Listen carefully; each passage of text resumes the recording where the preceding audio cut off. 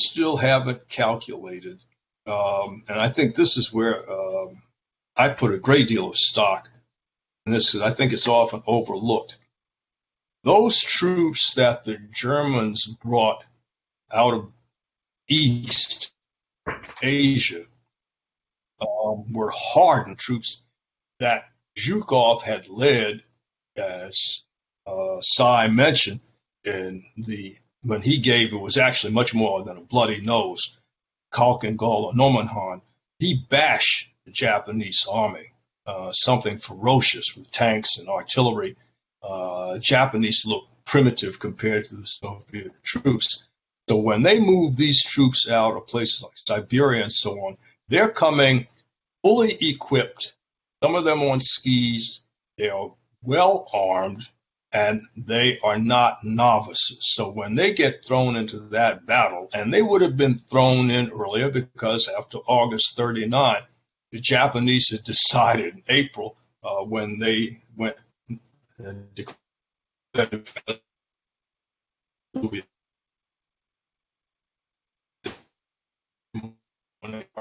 ever again. This would have been thrown into. Don't think under those circumstances, I think they would have been stopped.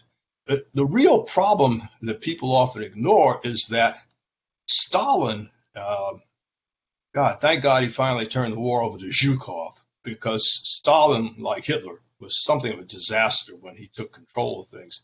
But Stalin wanted to launch an all-out counteroffensive against the Germans at Moscow. And Zhukov said, we shouldn't do this. We need to hold and focus. Stalin did it anyway, and he actually squandered a number of those troops in trying to punch holes in the Germans, but the Germans had settled into winter trenches. We don't know what would have happened. We can't presume anything, but I really don't think, one, that they were going to get to Moscow, and number two, there is a false assumption throughout, and that is, if you get Moscow, you win the war.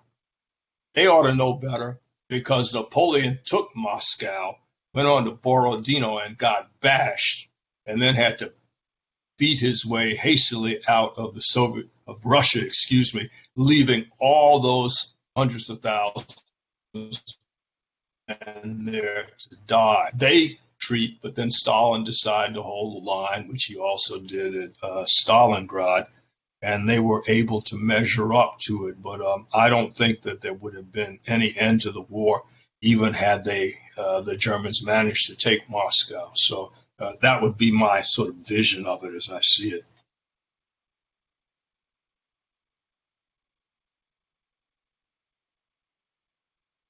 Great. So I guess in deference to time, but I'll defer to you guys. This can be our last question. This comes from Howard Fagan.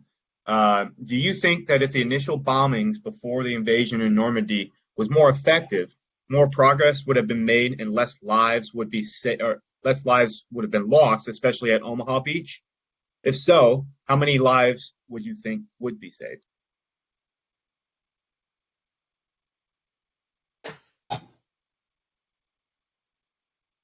My assumption in answering the question is that we're talking about the transportation plan that was laid on by the Allies, and this was controversial even within the Allied chain of command. There was a large contingent, mainly led by Bomber Harris, that said, no, we need to continue the deep strike. We need to continue to go after infrastructure and war production.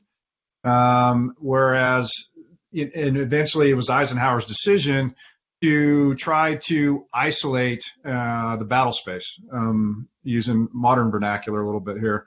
And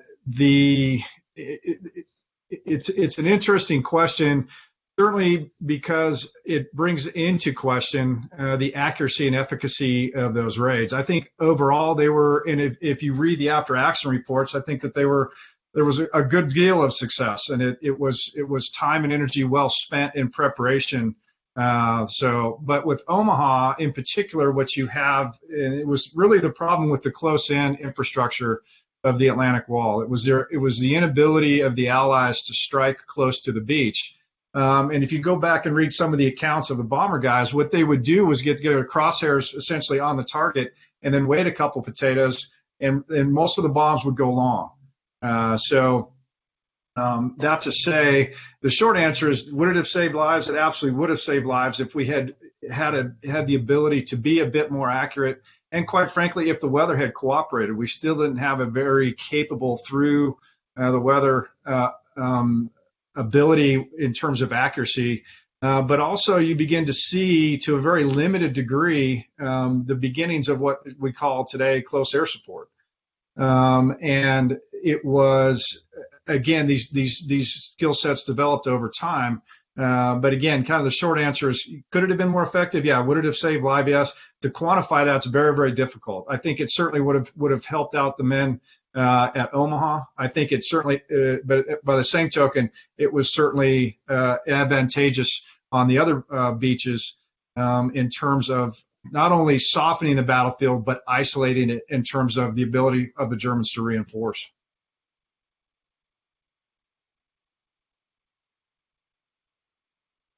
Okay, I think we need to end this. For the roughly 50 of you who have stuck with us for all this time, we hope you found this very worthwhile. We will encourage you and virtually everyone else who registered to join us again tomorrow at noon for our discussion of the start of the Cold War in Europe, picking up with Claire and Vicki looking at the incredible mess that Europe was after the various surrenders that we have talked about, and taking it through with Phil, Phil or Katja at the end, talking about efforts to get Europe sort of together again. It's going to fall far short, but it's going to be a whole lot better than the way they start off with.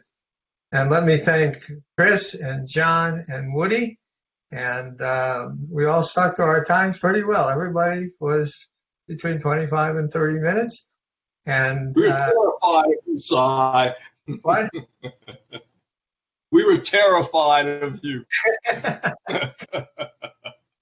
See you guys tomorrow, and hopefully we'll see a good part of our audience again tomorrow. Take care. Bye. Take care. And thank you, Chris, for handling so much of this. Thanks, Chris. Well done, buddy.